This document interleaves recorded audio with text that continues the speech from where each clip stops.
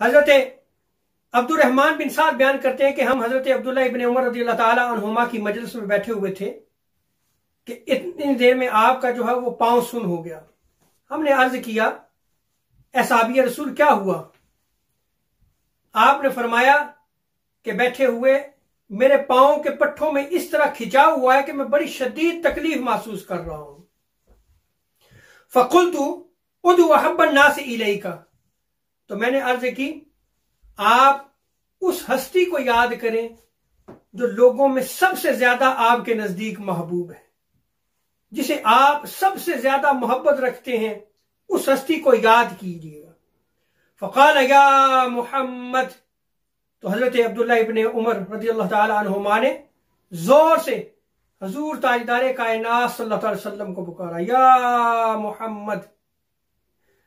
रावी बयान करते हैं कि ये याद करना था कि हजरत अब्दुल्लाह इब्न उमर रज़ियल्लाहु ताला अन्हुमा का पांव बिल्कुल ठीक हो गया।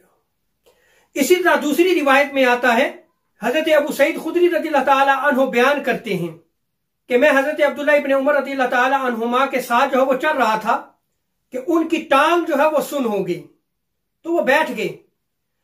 तो किसी ने अर्ज किया कि लोगों में जिससे आप सबसे ज्यादा मोहब्बत करते हैं, आप जो है उनको याद कीजिए। तो उस वक्त हजरत अब्दुल्लाह इब्न उमर रज़ियल्लाहु ताला अन्हुमा ने या मुहम्मद का नारा लगाया, यानी हुजूर अलैहिस्सलाम को याद किया। अभी नारा लगाया था कि आप बिल्कुल जो है वो ठीक हो गए और आप उठकर जो है वो चलने लगे। इसी तरह तीसरी रिवायत में आता है, हजरत अब्दुल्लाह इब्न अब्बास रज़ियल्लाहु ताला अन्हुमा, उनकी मजलिस में एक शख्स जो है वो बैठा हुआ था, उसकी टांग सुन हो गई। तो किसी ने कहा, अगर आपकी टांग सुन हो गई है तो आप जिससे सबसे ज्यादा मोहब्बत करते हैं उसको पुकारें।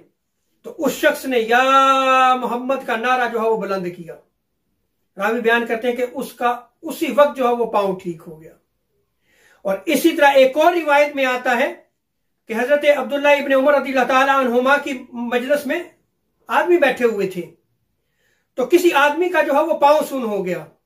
तो किसी शख्स ने उस शख्स से कहा कि आप जिससे सबसे ज्यादा मोहब्बत करते हैं उसको पुकारें। तो उसने या मोहम्मद का नारा लगाया। रावी बयान करते हैं कि वो तकलीफ में था और तकलीफ में बैठा हुआ था।